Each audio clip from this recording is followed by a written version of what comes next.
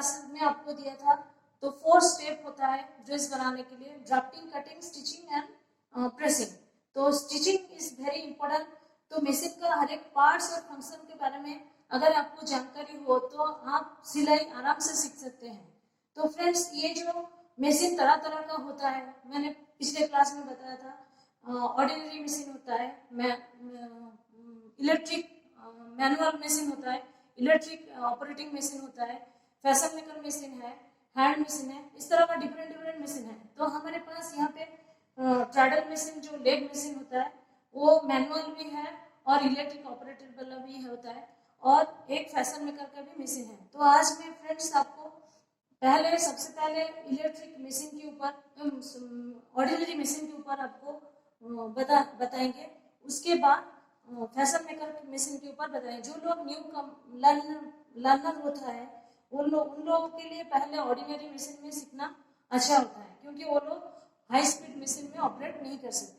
तो friends, stitching tools में आपका सबसे पहले जाता है ऑर्डिनरी मशीन का। ये मशीन को आपका 2 भाग में डिवाइड किया गया है, 2 पार्ट में डिवाइड किया गया है। एक होता है अपर पार्ट और एक होता है लोअर पार्ट। तो अपर पार्ट में होता है आपका स्विंग मशीन और लोअर पार्ट में होता है फ्रेम, उसके बाद जो स्टैंड उसके हेल्प से रहता है।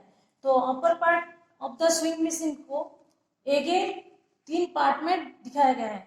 तो एक होता है हेड, इस तरफ का कहा जाता है आर्म, और इस तरफ का सारा पार्ट्स को कहा जाता है बेस। तो ये होता है 3 parts, head, arm and base.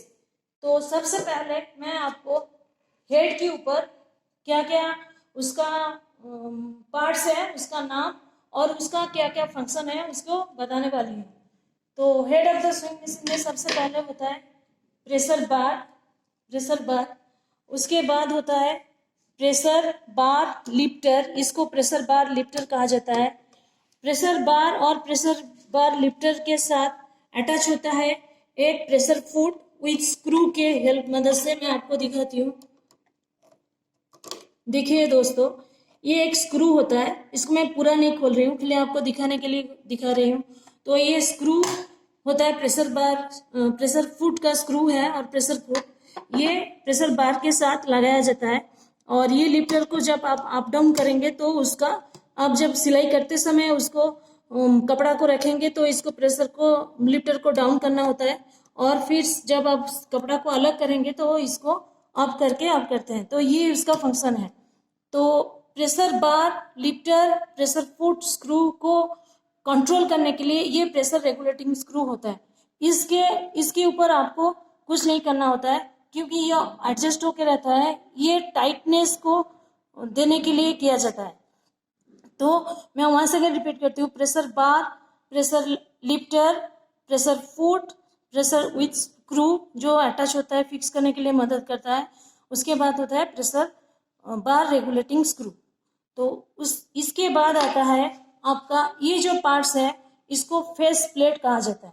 जैसे हम लोग हमारा फेस को सुंदर करके रखते हैं, उसी तरह से ये फेस को डिफरेंट टाइप डिजाइन करके, कुछ मशीन में यहाँ पे बहुत सारा डिजाइन करके भी वो आता है। ये सिंपल सा है।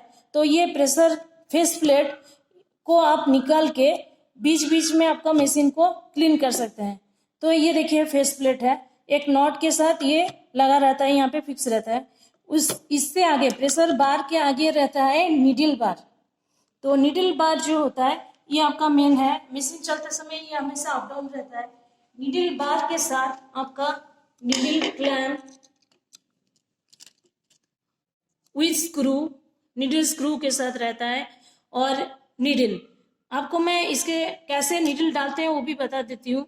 नीडल का एक पोर्शन होता है राउंडेड और एक पोर्शन होता है आपका फ्लैट। इसको आप मशीन नीडल बार में भी एक कटा हुआ रहता है पोर्शन, उस कटा हुआ पोर्शन में आपको नीडल का फ्लैट पोर्शन को फिक्स करना होता है। नीडल को ऐसे फिक्स करके उसके बाद बार को पूरा आप अप करेंगे। जब ये देखिए पूरा ऊपर चला गया, देखिए ये ऐसे ऊपर भी जा रहा है, डाउन हो रहा है। जब ये पूरा ऊपर चला जाएगा तब प्रेशर लिफ्टर को अप डाउन करके नीडल क्लैम्प स्क्रू को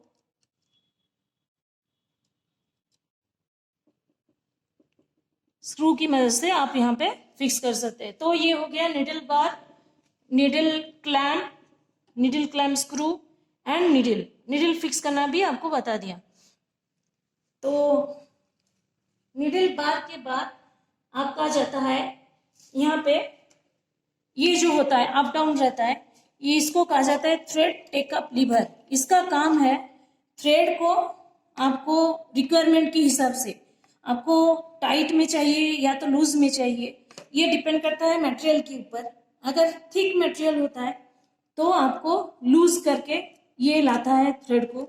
अगर आपका पतला मटेरियल है तो उसके लिए आपको टाइट से लाता है। तो वो चीज को खींच करके धागा लाने के लिए आपको टेकअप लीवर हेल्प करता है। तो टेकअप लीवर ये नीडल के पास पहुंचाता है धागा को।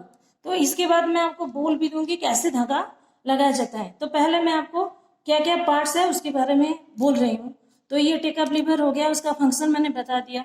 अभी फ्रेंड्स मैं बताने वाली हूँ जो स्टिच थ्रेड टेंशन, जो हेड ऑफ द मशीन में एक थ्रेड टेंशन रहता है, जो अभी मैंने बताया जो कपड़ा का रिक्वायरमेंट के हिसाब से वो धागा ज़्यादा और कम लाता है। तो ये काम थ्रेड टेंशन का होता है। थ्रेड टेंशन 4 पार्ट में डिवाइड किया हुआ है, मैं आपको खोल के भी दिखाती हूँ।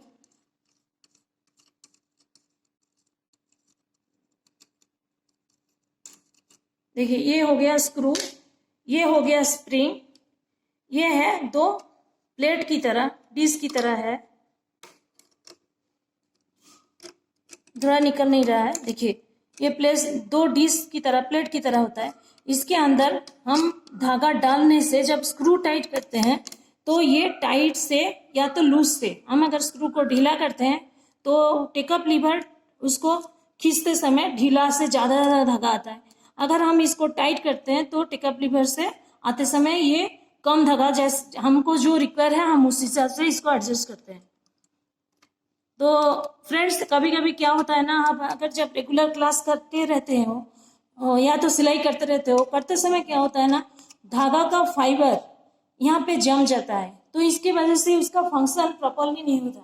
तो आप लोगों को चाहिए बीच बीच में इसको निकाल के, जैसे 2-3 दिन में एक बार, अगर रेगुलर 4-6 घंटा क्लास हो रहा है सिलाई तो आप एवरीडे आपको करना है, नहीं तो आप वीकली वंस और ट्वाइस इसको खोल के निकाल के साफ करके इसको करना, सिलाई करते हैं, सिलाई करना चाहिए।